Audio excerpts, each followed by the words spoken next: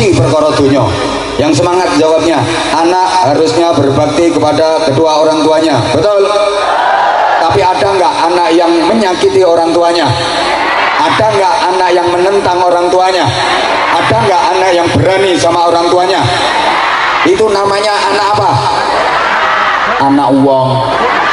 Ya, anak wong yang durhaka mesti perkara dunya. Orang mungkin ono anak ngelarake wong tua, nentang wong tua gara-gara Quran. Tidak mungkin ada. Saya ngokeh gara-gara dunya, gara-gara warisan. Kemudian enten apa mboten? Wonge teko lanang apa wedok? Lanang. Manggone ngisor apa ning panggung? Nganggo celana apa sarung? Bajune lengan pendek apa panjang? Pecine putih apa ireng? Wonge lungguh apa ngadeg? Endi wonge? Ora enek kok. Sing ngadeg lo aku tok. Berarti maksudmu aku lho. Suwun aku. Mesti perkara donya. Makanya saya sering kali sampaikan selamanya anak nggak akan mungkin bisa membalas budi orang tua, membalas jasa orang tua selawase. Mergo wong tua ngrumat anak suwe, anak ngrumat wong tua sedelok. Wong tua ngrumat anak sing dienteni uripe anak, anak ngrumat wong tua mek karo ngenteni matine. Wong tua siap ganteni lorone anak, anak ora bakal gelem ganteni lorone wong tua. Nggih napa nggih? Wong tua ki duwe anak demam awake panas lho. Bingung le ndonga ya Allah Gusti, anak kula gendang sehat Gusti, kula mawon sing genteni sakit. Siap. Ayo saiki Mas sampeyan duwe bapak pikun. Ayo ya Allah Gusti, bapak kula gendang sadar waras, kula mawon sing pikun Gusti. Halo. Ibu-ibu punya anak kecil, demam, badannya panas, pilek, irunge buntu, kebunton umbel, dinapake? Sedot umbel lo disedot. Ayo saiki gantian, mae sampean umbele meler. Mama kene mata dilakani umbele.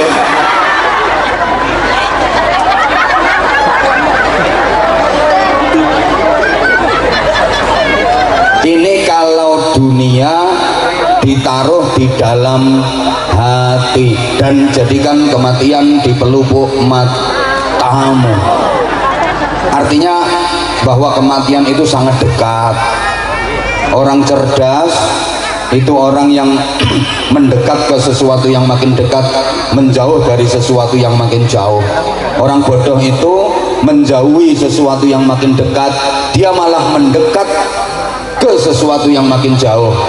Ya mesti bingung iki, mesti bingung. Soalnya iki bagus-bagus tapi pokok. Ini orang cerdas itu mendekat ke sesuatu yang makin dekat. Apa? Detik kematian makin dekat, maka dia mendekat ke kematian, artinya mempersiapkan diri menghadapi mati. Karena hakikatnya hidup ini berjalan menuju kematian. Di belakang kita dunia, di depan kita kematian. Kita jalan meninggalkan dunia menuju kematian. Kita makin jauh dari dunia, kita makin dekat dengan kematian. Maka orang cerdas mendekat ke sesuatu yang makin dekat, menjauh dari sesuatu yang makin jauh. Sebaliknya orang pekok, orang bodoh itu adalah orang yang malah menjauh dari sesuatu yang makin dekat, kematian makin dekat, tapi dia malah menjauh, gak mau mempersiapkan diri menghadapinya.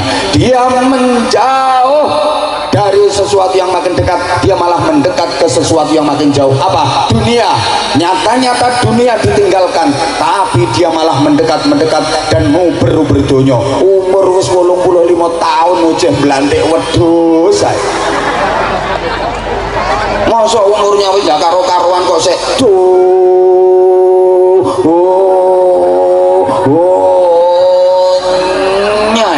karena yuk kita persiapkan diri kita dengan mengamalkan 3 prinsip dalam hidup ini sebagai konsekuensi dari majelis yang kita ikuti. Dan ini acaranya syukuran masjid ya. Nah, ngoten. Ayo kita amalkan 3 prinsip, karena majelis semacam ini, masjid itu adalah laboratorium rohani. untuk membentuk karakter dan kepribadian kita agar menjadi baik. Allahumma sholli ala Muhammad. Prinsip yang pertama, surah Asy-Syams, wa nafsin wa ma sawwaha fa'alhamaha fujuraha wa taqwaha qad aflaha man zakkaha wa qad khaba man dassaha. Tolong diperhatikan, siapa tahu ini nanti jadi pertanyaan, yang hafal nanti dapat hadiah sarung cap. Kasih. Bahwa manusia itu punya dua ilham pada dirinya, punya dua potensi, yakni fujuraha wa taqwaha. Lho ya ora nyaut, ngene diarani pokok nesu. Fujuraha wa taqwaha. Satu, potensi fujur, ini potensi keburukan, potensi elek. Dua, potensi takwa, ini potensi kebaikan, potensi apik.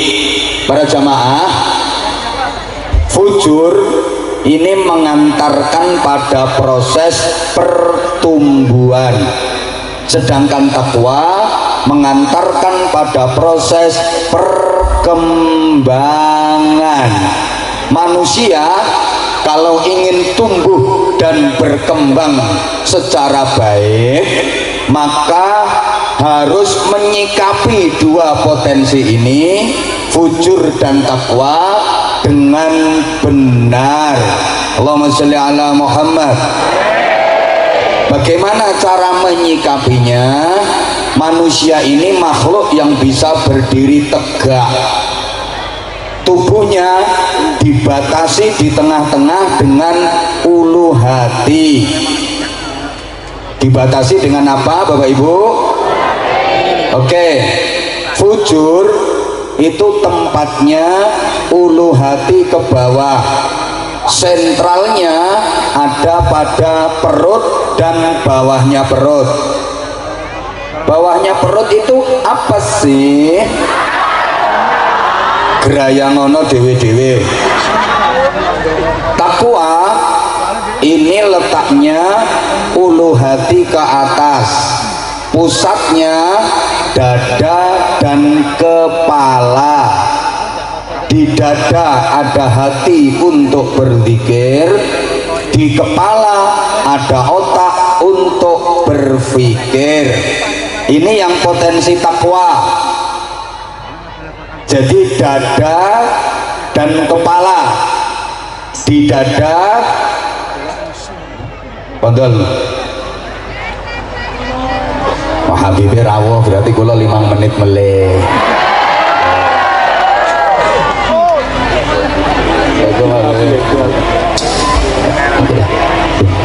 Betul.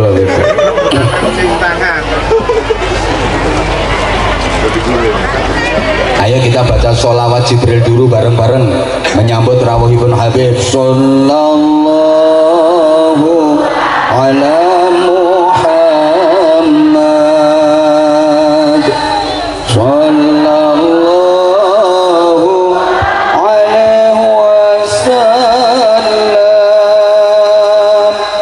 sallallahu alaihi Muhammad, sallallahu alaihi wasallam. Anta syamsun,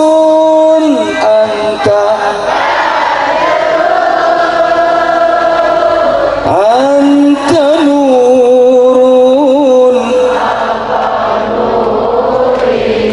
Sing semangat. Anta syamsun,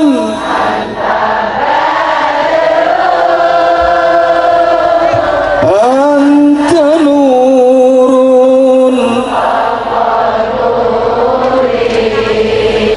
Wa nafsin wa ma sawwaha fa'alhamaha fujuraha wa taqwaha qad aflaha man zakkaha wa qad khaba man dassaha. Ibu tolong perhatiin dong, itu kok rame-rame itu apa sih? Manusia itu punya dua ilham, punya dua potensi, yakni fujur dan takwa. Fujur itu potensi buruk, takwa itu potensi baik. Fujur untuk mengantarkan proses pertumbuhan, takwa untuk mengantarkan proses perkembangan. Maka agar manusia bisa tumbuh dan berkembang dengan baik, antara fujur dan takwa harus disikapi dengan benar. Bagaimana cara menyikapinya? Kita harus tahu letaknya, harus tahu karakternya. Manusia ini makhluk yang bisa berdiri tegak, tubuhnya dibatasi di tengah-tengah oleh ulu hati. Fujur itu letaknya ulu hati ke bawah, sentralnya perut dan bawahnya perut. Takwa itu letaknya ulu hati ke atas, sentralnya dada dan kepala. Ini takwa. Di dada ada hati untuk berzikir, di kepala ada otak untuk berpikir. Sedangkan fujur itu sentralnya perut dan bawahnya perut. Perut maunya selalu kenyang, bawahnya perut maunya selalu tegang. Maka fujur ulu hati ke bawah ini isinya tuntutan, sedangkan takwa ulu hati ke atas itu isinya tuntunan. Allahumma sholli ala Muhammad. Yang bawah tuntutan, yang atas tuntunan. Maka orang baik itu memposisikan bawahan sebagaimana bawahan, menempatkan atasan sebagaimana atasan. Jangan dibalik, bawahan dijadikan atasan, atasan dijadikan bawahan. Lucu, masa atasan dijadikan bawahan? Wong BH kok tinggono bokong, katok tinggono sirah. Bawahan isinya tuntutan, atasan isinya tuntunan. Maka atasan harus bisa menuntun bawahan supaya tuntutannya tersalurkan dengan benar. Atasan harus bisa membimbing dan menuntun bawahan agar tuntutannya tersalurkan dengan benar. Soalnya bawahan itu kerjaannya menuntut. Di mana-mana dalam sistem organisasi, bawahan itu suka menuntut hak. Kalau perlu kewajibannya lebih sedikit daripada haknya. Makanya perut dan bawah perut itu paling seneng yang dikendangi. Hak mereka senengane nuntut apa? Hak. Allahumma sholli ala Muhammad. Nah, atasan supaya benar-benar bisa menjadi tuntunan harus diisi dengan 3 hal, dada dan kepala kita. Apa 3 hal sebagai isi dada dan kepala yang merupakan tuntunan? Adalah syariah, akidah, dan akhlak, logika, etika, dan estetika. Para jamaah, orang yang baik dan benar itu hidupnya mengikuti tuntutan apa tuntunan? Mulai ranggatek iki. Orang yang baik dan benar itu hidupnya mengikuti tuntutan apa tuntunan? Tuntunan.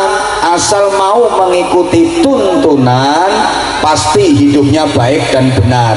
Tapi kalau hanya mengikuti tuntutan biasanya tersesat, salah, celaka. Tuntutan itu tadi apa? Perut dan bawahnya. Coba orang-orang yang moralnya bejat, orang-orang yang jahat, para pelaku maksiat, itu sebab utamanya ya karena nggak mau mengikuti tuntunan, dia mengikuti tuntutan. Yang penting perutnya kenyang, bawah perut tegang. Halo, coba orang nyuri, orang nyopet, orang ngerampok, orang korupsi, itu ujung-ujungnya kan ya untuk perut dan bawahnya perut, betul?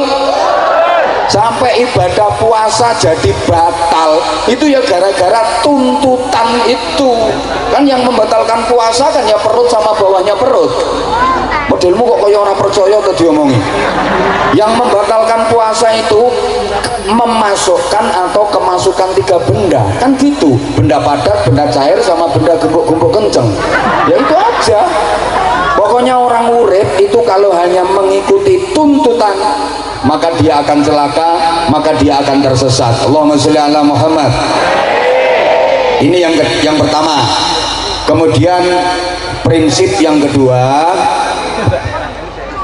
agar hidup kita baik, benar, selamat, mulia, bahagia dunia akhiratnya,